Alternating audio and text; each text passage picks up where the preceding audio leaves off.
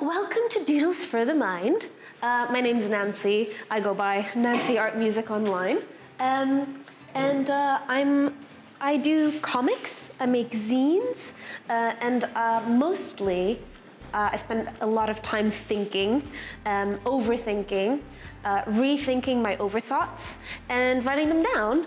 And to make that a little bit less overwhelming because of how much thinking I'm doing, I also like to make it as pretty as I can, just so that when I'm looking back on it, it's a little bit nicer to do. So I made this workshop, Doodles for the Mind, as an exercise both to be a little bit more thoughtful, a little bit more mindful, to slow down some of our thinking whilst we're overthinking and all sorts of other things. And so we'll do a little bit of an activity today to basically put that into practice. I'm somebody who, we'll get to know myself a little bit better. Next slide is a little bit of our workshop order. So the first 10 minutes or so will be introductions. You'll get to know me a little bit better. And then we'll do a doodle warm-up and a mindful doodle / color sheet, depending on how many of you there are. We'll have to share some supplies, so hopefully y'all don't mind. And then just a little discussion about making journaling and doodling a little bit more manageable and to reduce as much of that sort of worry about the blank sheet staring us in the face, making that a little bit more manageable. And then if you have any shares from today, I always love for people to kind of just hold up what they've done if they're comfortable too, just to see, so that we can all see what we're up to. And then want to make sure that I get out of here in time for the next speaker to come up. So in the last couple minutes, I'll make sure that everything's nice and tidy. Sound good? Lovely. All right. So this is me. I don't know why I actually put a picture of myself up there, because obviously you can see me. Am I wearing the same shirt? No, I'm not. This is sort of my little breakdown of myself. I'm a very strange individual because nothing about me makes any sense. So my mom's Latvian, my dad's Tanzanian. I grew up in Tanzania and then moved here about 10 years ago, and I've never been to Canada or the US. So I absolutely cannot explain to you why I speak the way that I do. But that is just a little sample of why I can be a little bit confusing as a person. But I am most well known for creating the Umeboshi Comics, which I make it sound like a very big thing. It was basically in the pandemic when things were a little bit bleak on social media. I liked making just fun, lighthearted comics to match the kind of thing that I liked seeing on Instagram. And I've got them printed downstairs. If you're interested, you can check them out. But the kind of what I've mostly been doing out of that's been a little bit more serious is some autobiographical comics about the confusing kind of person that I am. I've got a lot of cultures in me. I've got a lot of sort of interesting points of view, I've been told, because of all those elements kind of interacting with each other. And so I've put that into my comics, expecting that people will say, oh, that's really strange, very interesting, but yeah, I can't really relate to that, but I like the way you told the story. Lo and behold, actually, a lot of people can relate to it, which is actually really nice. Didn't expect it, and I'm quite happy about it. If we go on to the next slide, we can see a little bit more about sort of what I've been up to most recently and some of my influences as well. So on the right-hand side, it's all the stuff that I love. And you can see kind of from the top left down, they kind of become a little bit more and more serious. If you've not seen Bananya and Malang, they're basically children's cartoons. I think they're probably about 6 minutes per episode, not unlike Bluey, actually. And they're kind of an inspiration for Umeboshi, which is this little character here. I started making Umeboshi Comics when I still didn't think I knew how to draw that well. And so Umeboshi is quite literally a little blob, and Umeboshi means pickled plum in Japanese. So it's just a little plum with a little face on it, and just goes about life being silly and confusing, which after my ADHD diagnosis I realized was mostly just neurodivergent. And so out of that, I've got 2 comics that I haven't yet printed, and I'm very excited about it. One about my journey out of music into art, because I was a little bit egotistical with the music thing. I was like, oh, I'm gonna be famous. But no, not so much. But with the comics, I've been a lot more humble and learning how to draw, and that I'm still learning the entire time. So that's kind of been a lot nicer. And I've also got 2 graphic novels that I'm working on, because I can't help myself. I need to be doing things all the time. Otherwise, I don't know what to do with myself. We're gonna basically do a little mini doodle, and this is actually our final activity. I forgot to put in the slides for the sort of warm-up that we're gonna do. Actually, are we gonna have time? Oh yeah, we're making great time. We're gonna have time. One for you. And as soon as you get these, fold them in half and then half again, so that you have essentially four. They're not quite slices. So essentially, yeah, half and half again.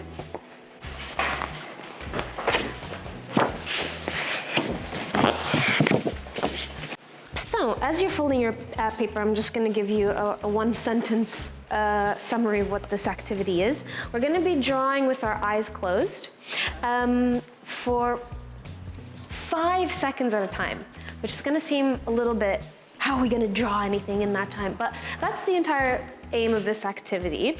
How many of you would say quite confidently, I can draw? Perfect.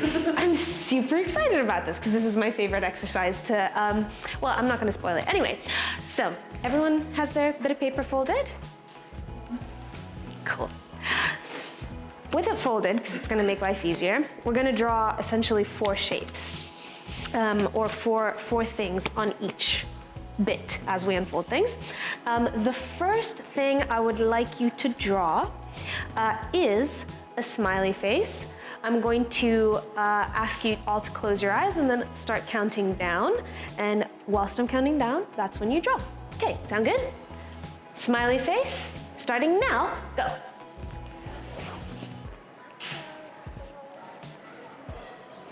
Oh, I was supposed to be counting down. Okay, 3, 2, 1.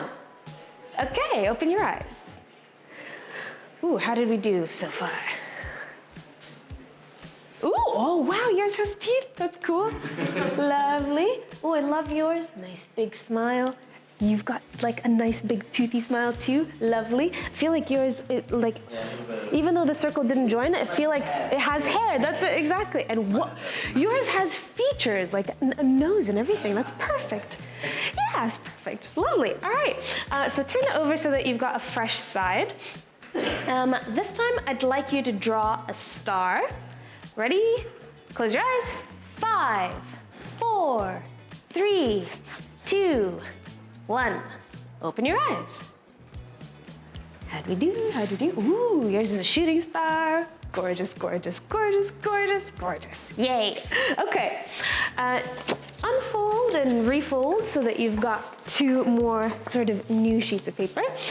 This one's gonna be quite complicated. This is where it gets a little bit harder. So I'd like you to draw a hand this time. Ready? 5, 4, 3, 2, 1.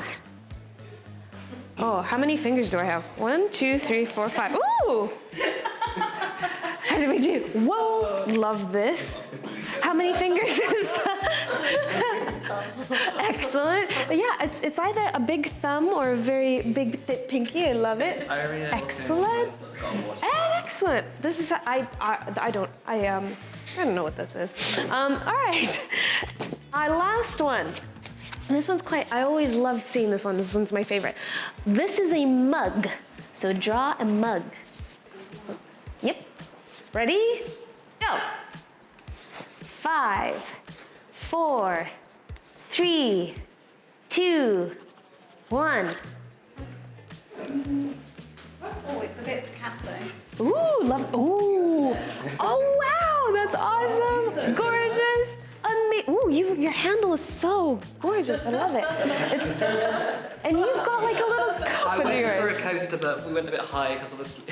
I feel like yours might be like one of those space mugs. You know, when on a show like Star Trek where they have like really ordinary objects, but beautifully done. All right, so if you happened to do them all on the same side of the A3 sheet of paper, unfold it and just have a look. And the question I'd like you to ask yourselves is, if you showed this drawing to somebody else, do you think they would be able to tell what you drew? Yeah? Yeah, sort of. That whole exercise is to kind of reframe our abilities, if that makes sense. So whilst we all say that, or we might be tempted to be a bit humble about our skills when it comes to drawing or doodling or art, whatever name you want to put to it, the most important thing is that whatever you end up putting on the page still communicates something that is readable to someone who doesn't even know you, potentially. And so, if it makes sense, it doesn't matter whether or not it's good, and that means so many different things to many, many different people. So that means that you can make art. Simple as that. And if you don't want to call it that, that's actually fine too. Part of the reason that I called this doodling is because it does have that little sort of casual, less pressure on it. If I said art journaling, I think it does have the tendency to be like, oh, we're gonna start measuring things and getting oil paints all over the place, and I must have an apron and a very sort of, I'd be wearing a blazer and I'd say, yes, very fine work, or your proportions. So it's all just to kind of bring that to a place where it's manageable, because art is for everyone. Okay, now this is our sort of main activity. So your mind doodle, this is an exercise inspired by an art therapy exercise. However, I must say I am not an art therapist. I'm not qualified to do art therapy in any way, but I've done this exercise before and it has helped me get over the fear of the blank page, whether it's in my journal or whether it's on a piece of paper. So the idea is you can do a little self-portrait of yourself underneath if you'd like or not.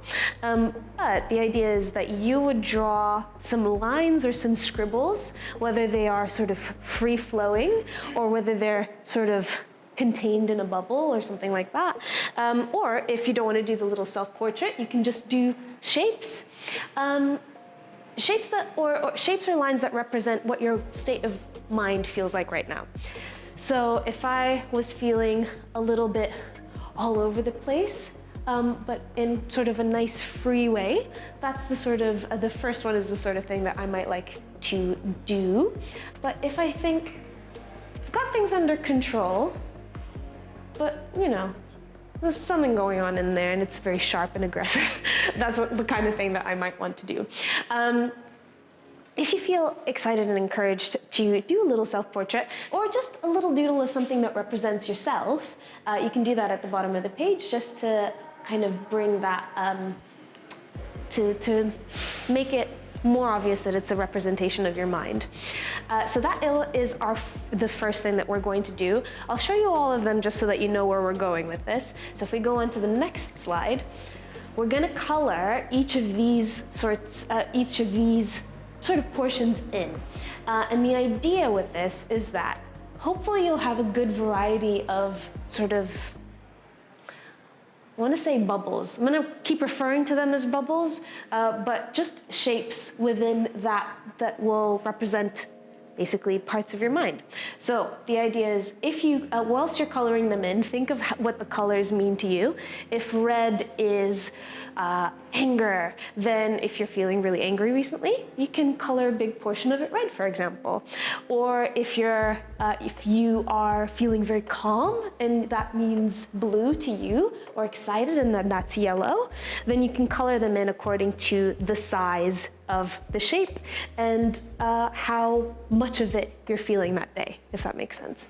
Just to bring all of that together in sort of the free-flowing drawing to the color where we're putting a little bit more thought into it. If you'd like to, you can put in some words that either explain where that feeling comes from. So this particular week, or the particular day when I made that, I was quite unhappy about, what was it? When people misunderstand me. So I was explaining something to someone at work and they explained it back to me in a way that was incorrect, and that bugged me. So I was like, grr. And so that's where that came from. Kind of writing that down gives you a little chance to reflect without having to explain a lot of it. However, if the color is enough, then that's where we can leave it.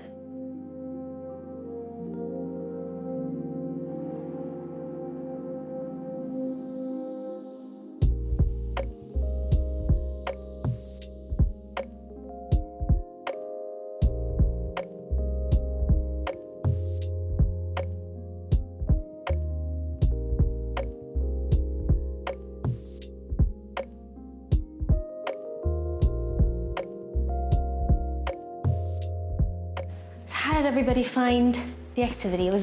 How did it feel? Good? Yay!